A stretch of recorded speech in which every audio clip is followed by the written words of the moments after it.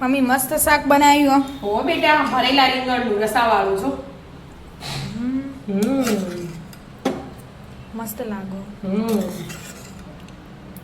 રોટલી સાથે. હા રોટલી સાથે ખાવાની મજા આવે. કેવી રીતે બનાવ્યું? એડ શીખવાડ્યું તને હેડો એનું આજે બનાવવાના આવું ભરેલા રીંગણ એકદમ મસ્ત અને ફટાફટ બની જાય ને એવી રીતે. આમ તો સિંગદાણા હું શેકીને પછી ભૂકો બનાવું, ચણાનો લોટી શેકીને ભૂકો એને શેકીલો લઉં પછી ભરતા. પણ આજે ડાયરેક્ટ ગોઠિયા લઈ લીધા અને સિંગ ભજીયા લઈ લીધા અને આદુ લસણ ને મરચાં એ લઈ લીધું. એને પારા પાણી ફોડી દેવાના.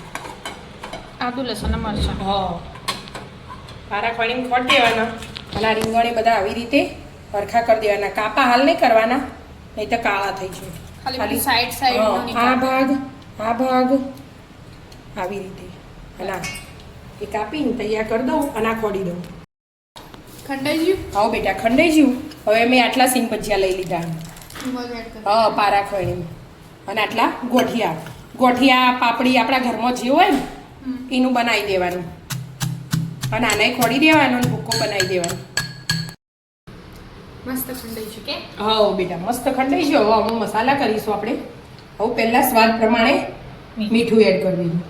આજે આપણે રસાવાળા બનાવવાના, કોરા નહીં બનાવવાના.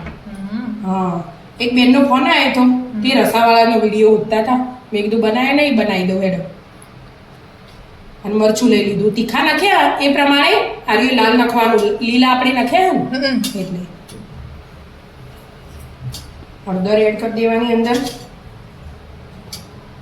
અને ધાણા જીરું એક મોટી ચમચી, ગરમ મસાલો એક થોડોક જ અને મીઠું આપણે પહેલાં નાખ્યું અને ખોટ નહીં નાખવાની. અડધી ચમચી જેવો ગોળ એડ કર્યો મેં. હા અને એકદમ સ્વાદનો બેલેન્સ કરવા માટે આપણે ગોળ એડ કર્યો અને થોડું આમ ચટપટો સ્વાદ આવે એના માટે થોડું લીંબુ અડધું જ લેવાનું, વધારે નહીં લેવાનું. બસ અને તેલ એડ કરી દેવાનું. આપણે ડુંગળી ટામેટું એવું કશું નહીં લેતા. એક જ ડોકલી તેલ લીધું અને વઘારવામાં તેલ થોડું વધારે જોવાય એટલે બસ આ મસાલો બનાવી દેવાનો. આવી રીતે મિક્સ કરી દેવાનું બધું. મસ્ત થઈ ને એ બનાવી મૂકવાનું. પછી રીંગણ કટિંગ કરવાના. નહીં તો રીંગણ વહેલા કટિંગ કરી દઈએ ને આપણે તો કાળા થઈ જાય. બરાબર. અને પાણીમાં રાખીએ તો મસાલો બરાબર સ્વાદ ના આવે એટલા માટે. જો થઈ ગયો ને મસ્ત. હવે રીંગણનો વચ્ચેથી કટિંગ કરવાનું? હા રીંગણને આવી રીતે ચોકડી પાડી દેવાની ખાલી. ઠીક અહીંયા નજીક સુધી પાડવાની એમ એટલે ત્યાં કાચું ના રહે.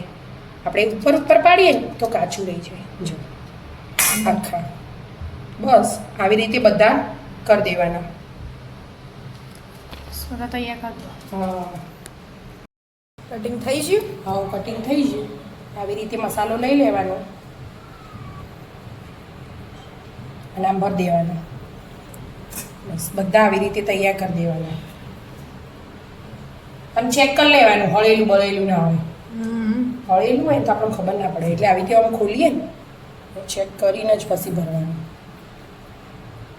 થોડું પોળું કરીએ એટલે મસાલો થઈને નીચે ઉડી જાય. બરાબર તૈયાર કરી દો. બધા ભરાઈ છે? હા આટલો મસાલો વધ્યો એને આપણે મસાલો આમાં જ એડ કરી દઈશું.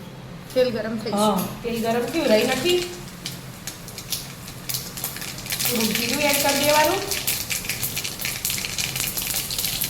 હિંગ એડ કરી દેવાની અને મીઠું લીમડું. હવે આ ભરેલા રીંગણ એડ કરી દેવાના તેલમાં.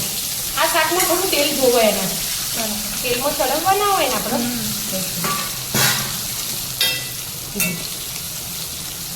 પહેલાં શરૂઆતમાં ઘણી વાર ભીંગળી જ દેવાના. ગેસ ફૂલ હોય ને ચાલજો એટલે બધો મસાલો મસ્ત મિક્સ થઈ જાય અને ગરમે થઈ જાય.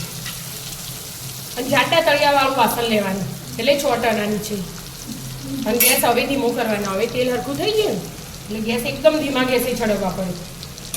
હવે આ મસાલો એડ કરી દેવાનો. આ મસાલો જે વધ્યો ને આપણે એની અંદર. અને આજે આપણે કોરા નહીં બનાવતા, રસાવાળા બનાવી દીધી એટલે પાણી એડ કરવું પડશે. પણ પાણી એ ગરમ કરીને એડ કરવાનું. થોડા છડો પછી ના હવે હાલ જ આ ચડી ગયું ને, જો મસાલો બધો મિક્સ થઈ ગયો ને તેલ હાથે પછી તેલ છૂટો એવું લાગે કે ચડી રહ્યો મસાલો એટલે આ ગરમ પાણી એડ કરવાનું. ગરમ કરવા મૂકી જ દીધું. હા, અડધો ગ્લાસ ગરમ પાણી કર્યું મેં, એનો એડ કરી દેવાનું.